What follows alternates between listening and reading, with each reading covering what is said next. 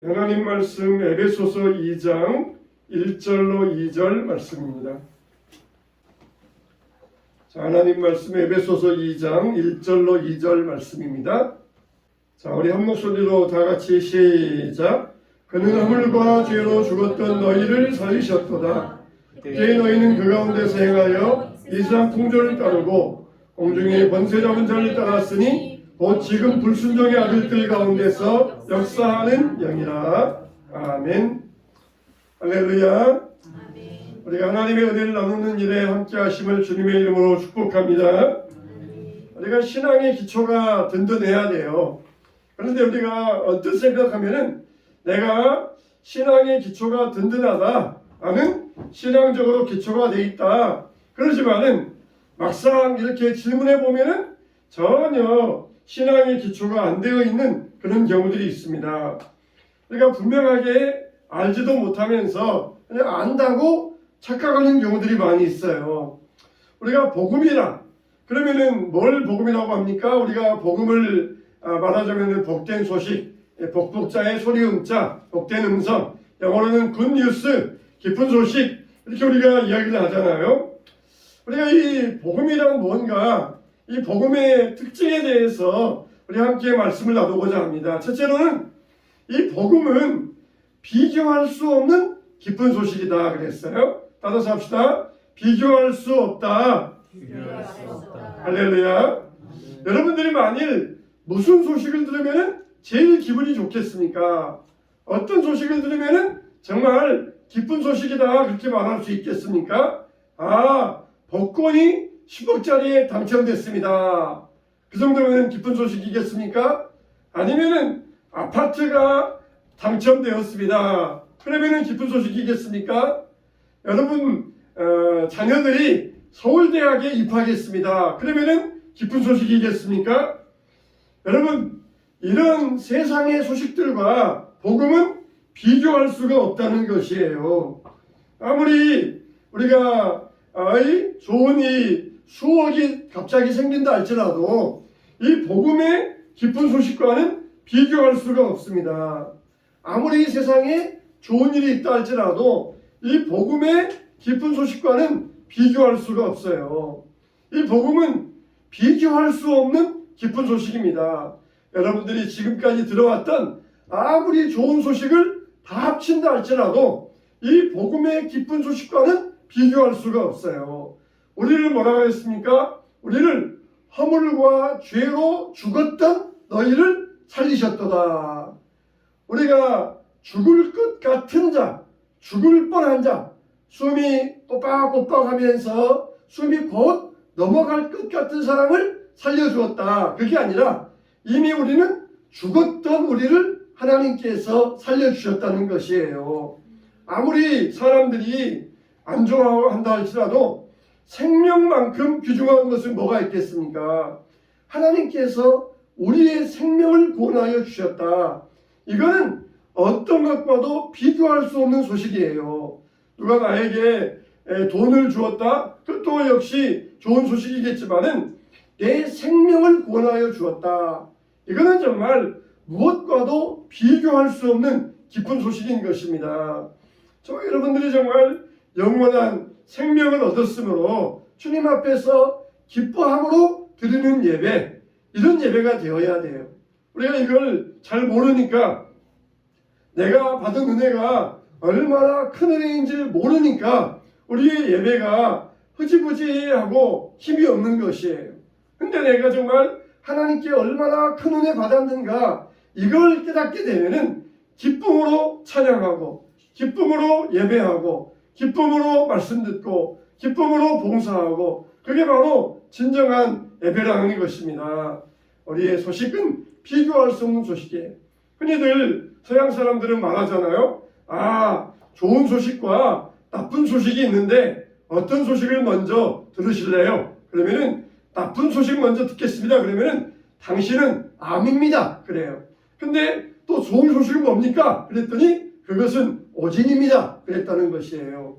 별거 아닌 것 가지고 뭐 좋은 소식, 나쁜 소식 그렇게 말을 만들어서 하는데, 정말 우리에게 주시는 기쁜 소식, 이거는 그 그 어떤 것과 비교할 수 없어요.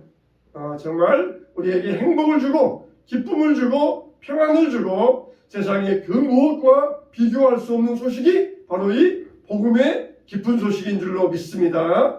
예수님께서 태어나셨을 때 너희에게 전할 기쁜 소식을 내가 가져왔노라 그러면서 천사가 베들레헴 목자들에게 전해주었어요. 그 소식을 듣고 목자들은 양도 버려두고 달려가서 구유에 누이신 예수 그리스도를 배웠던 것입니다. 동방 박사들도 멀리에서 밤에만 별만 보고 찾아와서 아기 예수께 경배하고 그리고 다른 길로 고국으로 돌아갔더라 그랬어요. 그 소식이 정말 기쁜 소식이기 때문에 비교할 수 없는 소식이기 때문에 모든 생업을 뒤로하고 아기 예수를 찾아와서 경배할 수 있었던 것이에요. 우리들도 이 기쁜 소식 앞에서 정말 하나님 앞에 기쁨으로 찬양하시기를 주님의 이름으로 축원합니다. 두 번째로 이 복음의 기쁜 소식은 모두에게 기쁜 소식이라는 것입니다. 여러분 모두에게 이 기쁜 소식이 되면은 이게 바로 진리의 말씀이에요. 어떤 좋은 소식은 한 사람에게는 좋은 소식인데 다른 사람에게는 나쁜 소식이에요. 우리나라가 이 한국과 일본이 축구를 했다. 그래가지고 한국이 일본을 3대0으로 물리쳤다. 그러면은 우리 한국 사람에게는 이건 굉장히 기쁜 소식이에요. 그러나 일본 사람들에게 있어서 이거는 굉장히 나쁜 소식입니다. 우리나라가 일본에 합병당했을 때 우리나라는 어땠습니까? 이게 국칠 나라로서 수치스러운 일이었어요. 근데 일본은 우리나라를 합병하고 자기들은 승전가를 불렀어요. 우리나라는 8.15 해방을 맞이할 때 드디어 우리나라가 해방을 얻었다. 그렇지만은 일본에게 있어서 그날은 패전일입니다. 패전국가, 패전일이에요. 세상의 소식은 다 이래요. 누가 복권이 당첨되었다. 기쁜 소식이다. 그러면은 당첨 못된 사람들에게는 슬픈 소식이에요. 누구 집 아들이 서울대 입학했다. 합격했다. 그 사람에게는 기쁜 소식이지만 서울대 합격 못한 다른 집 자식들에게는 별로 기쁜 소식이 아니에요. 그러나 이 복음의 소식은 모두에게 기쁜 소식입니다. 우리가 죽어가는데 우리 생명을 살려주셨다. 이거는 정말 한 사람도 예외 없이 모두에게 기쁜 소식이 되는 것입니다. 그래서 이 기쁜 소식을 전하기 위하여서 선교사들이 아프리카 오지에 들어가요. 아직도 이 말씀을 듣지 못하고 죽어가고 있는 생명들에게 이 복음의 기쁜 소식, 나에게도 기쁜 소식, 당신들에게도 기쁜 소식, 이 기쁜 소식을 아직도 듣지 못하고 죽어가고 있는 사람들에게 내가 가서 전하겠습니다. 그래서 그 복음을 전하기 위해서 모든 걸 버리고 아프리카에 들어가서 평생을 바쳐서 일하는 것입니다. 이게 바로 모두에게 기쁜 소식이에요. 정말 내가 만일 오늘 마지막으로 죽는다. 오늘이 마지막 날이다. 그런데 내가 다시 살 수 있다. 그러면은 그것만큼 기쁜 소식이 어디 있겠습니까? 아무리 누가 나에게 돈을 수없이 가져다 준다 할지라도 내가 오늘 죽는다 그러면은 그게 무슨 소용이 있어요? 아무리 좋은 직장에 취직했다 그래도 오늘 죽는다 그러면은 무슨 소용이 있겠습니까? 오늘날 사람들이 다 세상에 취하고 세상에 만족하고 건강하게 사니까 자기가 영원히 살 것처럼 착각해서 하나님의 기쁜 소식을 받아들이지 않습니다. 젊은이들은 세상이 좋고 아직 건강하고 오래 살 것 같이 그렇게 생각을 하니까 하나님의 소식이 별로 기쁜 소식이 아니에요. 지금 건강하게 살고 있으니까 영원히 살 것처럼 착각을 해가지고 자기는 안 죽을 것이다. 그런 생각을 가지고 있으니까 하나님의 소식이 기쁜 소식이 아니에요. 아무리 이 소식을 기쁜 소식이라고 전해주어도 세상이 좋고 세상이 거기에 혹 빠져 있으니까 세상의 이 유혹 때문에 복음의 기쁜 소식을 누리지 못하고 있는 것이에요. 정말 우리 믿음의 선배들은 믿음의 야성이 있었어요. 그래서 이룰 게 없으니까 항상 이 복음의 야성을 가지고 있었습니다. 옛날에 우리가 일간지 가운데 이 동아일보가 유신시대 때에는 굉장히 야당 성향의 언론이었습니다. 그래서 유신시대 때에는 계속해서 정부와 싸웠어요. 그래서 정부에서 기업들의 광고를 내지 못하게 하니까 동아일보에서 완전히 백지 광고를 냈습니다. 그리고 이제 일반 독자들이 거기에다가 조금씩 후원해가지고 작은 광고를 수백 개씩 실었어요. 근데 그 다음에 이제 유신 정권이 물러나고 전두환 독재 정권이 들어서면서 이 동아일보가 저렇게 야당지가 되어가지고 자꾸 정부에 비판을 하니까 어떻게 하면 좋겠느냐 대책회의가 걸렸어요. 그랬더니 어떤 대책을 세웠냐면은 저 기자들이 잃을 게 없으니까 저렇게 대항을 합니다. 그래서 어떻게 하기로 했냐면은 신문 기자의 이 월급을 대기업 초봉 수준의 월급으로 대폭 상향시켜 주었어요. 그리고 아주 그냥 복지 혜택도 잘해주고 이 직장에서 잘해주니까 그 다음부터는 잃을 게 많아요. 그 직장에서 잃을 게 많습니다. 그 다음부터는 완전히 부들부들해져 가지고 이 정부에 대해서 비판도 하지 아니하고 그런 이 여론지가 되고 말았어요. 여러분 오늘날 사람들이 그렇습니다. 옛날에는 잃을 게 없으니까 그냥 믿음의 야성을 해가지고 내가 죽으면 죽으리다 그랬는데 요즘은 신앙생활 하다가 잃을 게 많이 있으니까 이것도 잊기 싫고 저것도 잊기 싫고 세상에 이것도 좋고 저것도 좋으니까 그러면서 신앙의 야성이 다 사라져 버렸어요. 복음의 소식은 모두에게 기쁜 소식인데 세상에 먹을 것 많고 세상에 편하고 세상에 배부르고 세상에서 아프면 병원 가면 고쳐주고 이런 식으로 세상에서 모든 것을 다 해주고 그러니까 세상이 좋아져 가지고 하나님의 소식이 기쁜 소식이 아니라 세상 소식에만 귀를 기울이고 있는 그런 사람들이 되어버린 것이에요. 여러분 우리가 정말 복음의 소식보다 기쁜 소식이 어디 있겠습니까? 우리의 생명을 살려주시고 우리를 죽음 가운데서 구원하여 주신 그 은혜의 소식, 그 소식만큼 귀중하고 복된 소식은 없는 줄로 믿습니다. 이 소식 정말 여러분들에게 복된 소식이 되어야 돼요. 세 번째로 이 복음의 기쁜 소식은 어떤 소식이냐? 영원한 기쁜 소식입니다. 할렐루야. 따라서 합시다. 영원한 기쁜 소식이다.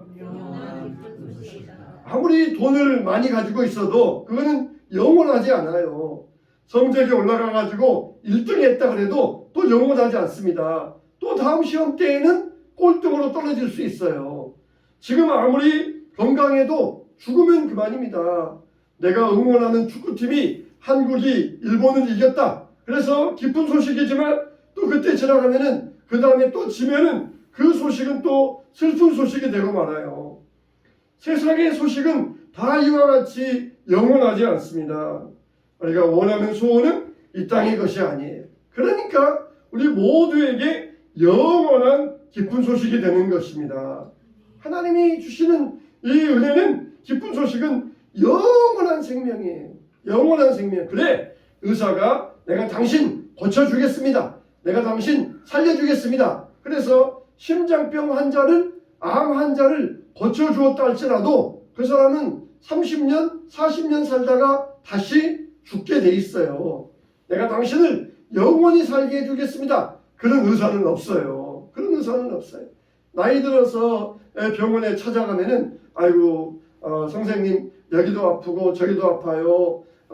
왜 이렇게 아픈지 모르겠어요. 그랬더니 의사가 허허 웃으면서 그러면은 세상에서 1000년 만년 살려고 그러셨습니까? 그렇게 의사가 그렇게 말을 합니다. 나이 들어서 여기 아프고 저기 아프고 어떻게 젊을 때처럼 건강하게 못 살아요?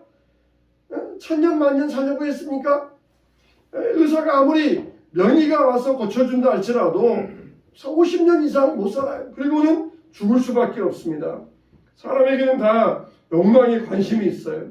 복음이 기쁜 소식이 못 된다 그러면은 하나님이 필요 없습니다. 그런 뜻입니다. 왜냐하면은 자기가 영원히 살 것처럼 착각을 해요.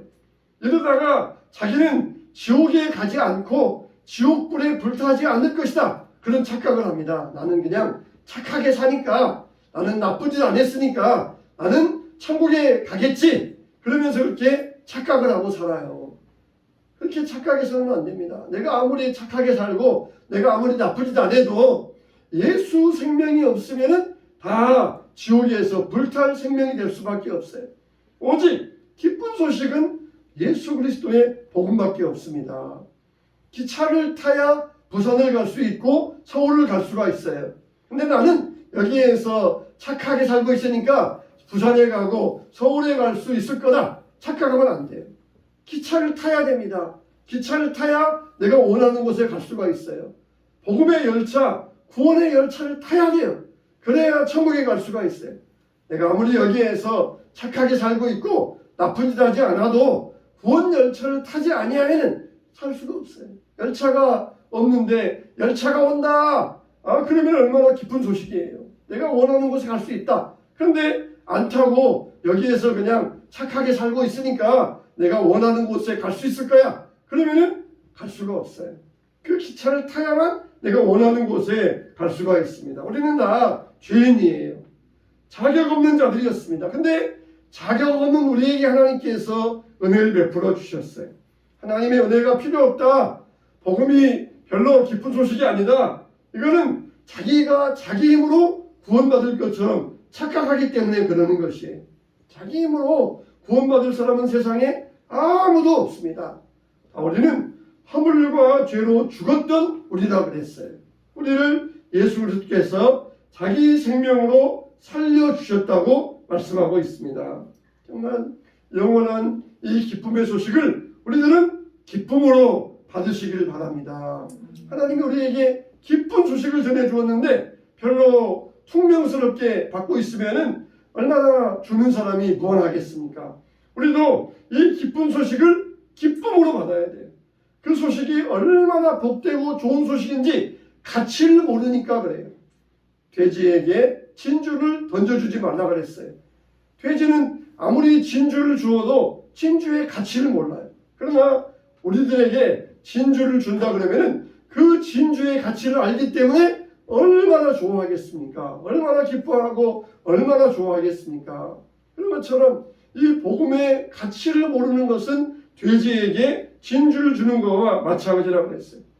우리는 정말 구원받을 자격이 없는 자들인데 내가 은혜로 구원을 받게 되었습니다. 그래서 그 기쁨에 감사함으로 드리는 것이 바로 이 예배이며 찬양이며 기도가 되는 것이에요. 여러분, 하나님이 주시는 영원한 생명의 복음을 우리가 가지게 되었습니다. 이 기쁜 소식, 이 기쁜 소식이 여러분들에게는 얼마나 기쁜 소식입니까? 여러분들에게 누가 돈 100억을 주겠다. 그것과 여러분들에게 천국을 주겠다. 비교했을 때 어떤 것이 여러분들에게 기쁜 소식이겠습니까? 나는 100억짜리를 얻을 거야. 100억 가지면은 큰 건물도 살 수 있고 좋은 차도 살 수 있고 내 평생에 그냥 호의호식하며 마음대로 외국여행 다니면서 사치스럽게 살 수 있어. 나는 100억을 가질 거야. 그렇게 말한다 그러면은 천국의 가치를 알지 못하는 사람이에요. 우리에게 아무리 세상 천하의 영광을 준다 할지라도 우리는 천하의 영광과 하늘의 영광을 비교할 수가 없습니다. 천국의 그 영광, 천국의 기쁨을 우리에게 아무런 값없이 우리에게 주셨다는 것, 우리가 얻을 만한 자격도 없는데 거저 우리에게 주셨다는 것은 얼마나 기쁨의 좋은 소식입니까? 이 복음의 은혜를 알고 하나님께 이 기쁨을 가지고 이 복음으로 하나님 앞에 영광을 돌려드리시기 바랍니다. 이 복음의 기쁜 소식을 받은 저와 여러분들에게 진정으로 이 복음이 우리에게 영원한 기쁜 소식이 되어지게 되시기를 주님의 이름으로 축원합니다.